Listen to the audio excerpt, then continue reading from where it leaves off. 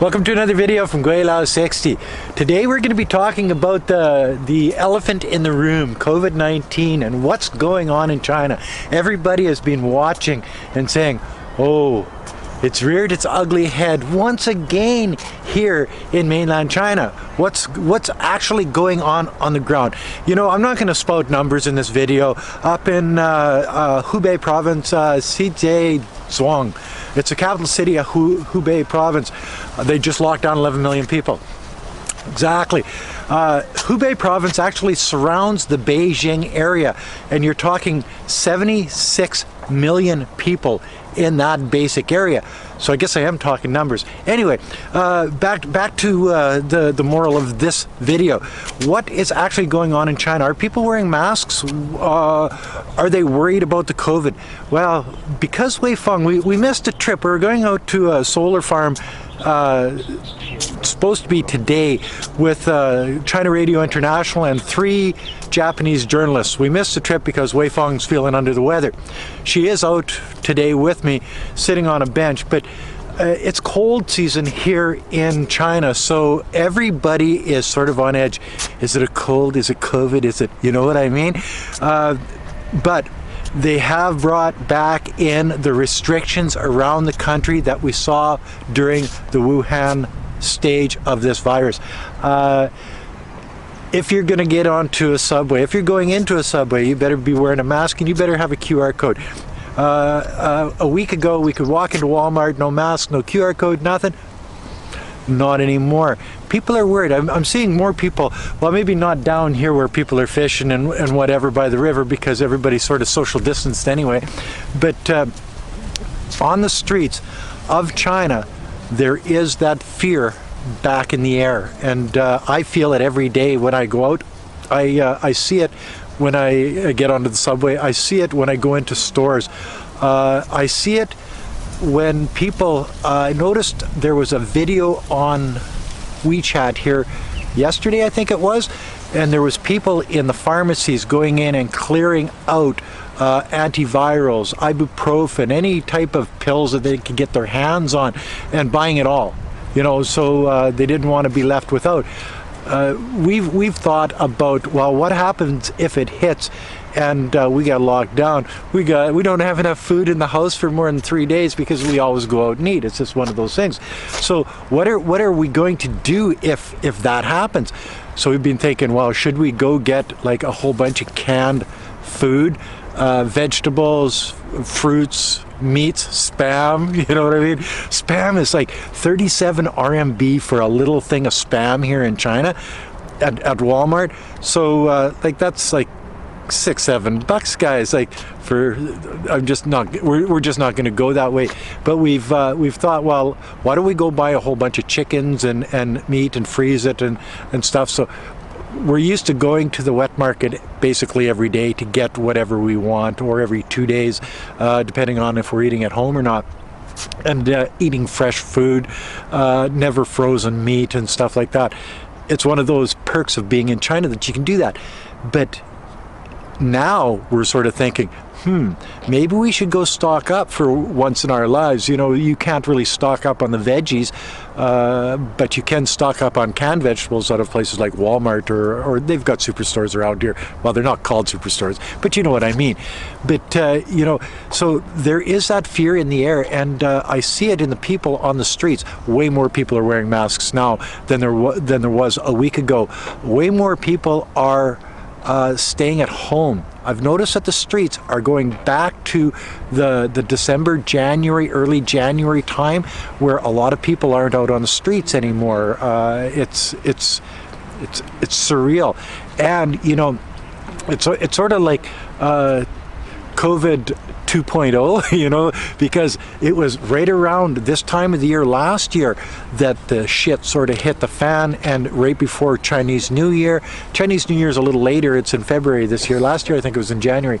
But the idea that we're on the verge of a mass exodus of people around China, and you know, it's in different areas of China, not very many per capita type thing. It's not like the United States where you've got millions and millions of cases. It's not like anywhere else in the world where you've got like a lot of deaths, except for New Zealand. The New Zealand people always keep giving me hell, saying, yeah, it's not here in New Zealand, we got it under control, boy. So yeah, except for New Zealand. But the thing is that it's taken more serious. If like they had, I think, 354 cases up in Hebei Province after doing a mass testing of all of the people, like 11 million people in that area. I think they tested them all, but they came up with 354 or 356 cases, but they don't count the asymptomatic cases, and there was some asymptomatic cases in there also. But the thing is that even with those 300 and some cases, they're treating it like it's an epidemic across the country, where they're locking things down. They're bringing in what do they call it? Hebei Province is in war mode. So that's one of the things that they take it so seriously that they're willing to lock everybody down. I've got myself a viewer. My first viewer for this video. But you know, the thing is that they take it so seriously that they're willing to lock everything down. They're willing to, there's no vehicles in, no vehicles out. They shut down highways. There's the long distance buses aren't running out of that area of China. The trains are shut down. You know what I mean? They basically shut everything down. Go home, stay there. Unless you need to come out, don't come out. Restaurants, everything, shut her down. And if the rest of the world would have done that, we wouldn't be in a position like we are right now, because most of these cases, if not all of them, are coming from outside China back into China. They say it started here in China. That's debatable, and it really doesn't matter. I know there's going to be people saying, yeah, but it started in China, guy. You know what I mean? But my job here today is to tell you what's going on the streets of China. Actually, Guangzhou has lengthened their restriction quarantine time. Now, when you come into the country, 14 days quarantine, and then another 7 days isolation at your home afterwards. It's and yes, another COVID test. So, you know, they're taking it so seriously here in China that chances of it getting away on them is pretty slim. If they could handle the Wuhan epidemic as efficiently as they did, I think they can handle it anywhere else in China, because Wuhan is a highly populated area, and they dealt with it not even knowing what it was. So I think we're probably in one of the best places. You got travel restrictions out of certain areas of China right now. You've got restrictions coming into the country. You've got restrictions leaving the country, because I know to go to Canada I can't get on an airplane unless I have a COVID test, a negative COVID test, and then I'm quarantined or isolated for 14 days when I get to Canada. So I think the world is starting to understand that this thing isn't going to go away unless we make it go away, and because China has done so well with the epidemic, the pandemic. I think that people are starting to look at China and saying, yeah, they've basically got it. You know, the QR code thing. If you've been around anywhere where there's COVID and you've logged into, you know, with your QR code, your health code, they know that you were there. You get notified of that you've been around somebody with COVID. If that's the case, you got her. You're quarantined again.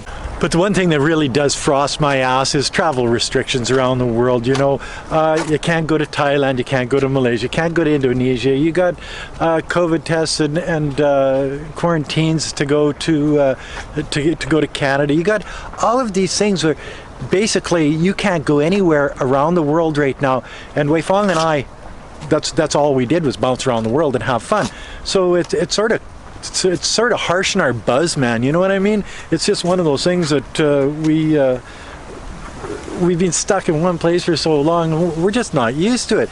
So the travel restrictions are tough, but we're willing to go through those travel restrictions to stay healthy, to make sure that we don't spread anything, to make sure that our life is as safe and secure as it possibly can be during this day and age, because my God, it's one of those times in history where really nobody knows what the hell's going to happen tomorrow, next week, next year. God forbid this thing mutates into something else that the vaccines don't work on. Then where are we going? Fishermen, eh? Yeah, I'm down by the river. Once again, it's a beautiful place. And it's like 20 degrees outside. I'm overdressed. It's the middle of January. Gotta love this country. You know what I mean? It's just one of those things that, yeah.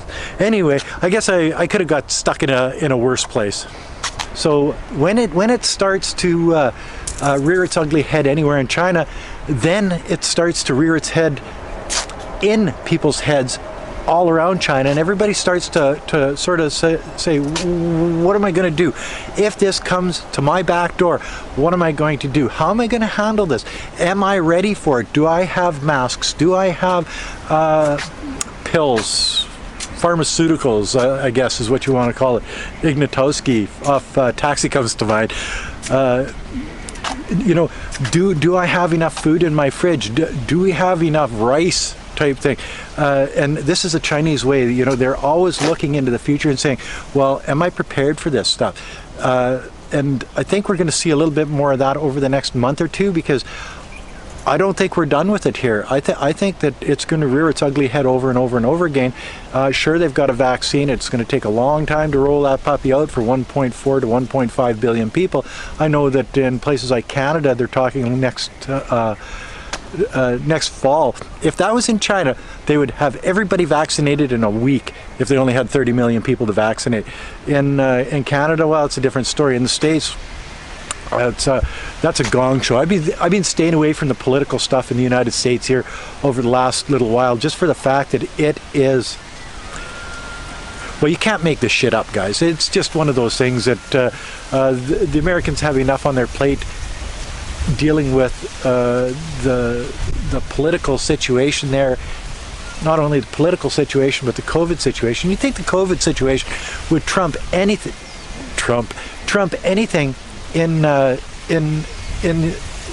everybody's mind, and just, you know, deal with that. But now they got this political bullshit going on. Anyway, I don't want to talk about that. Anyway, that's another video from Gweilo 60. If you like this video, life in China is not bad.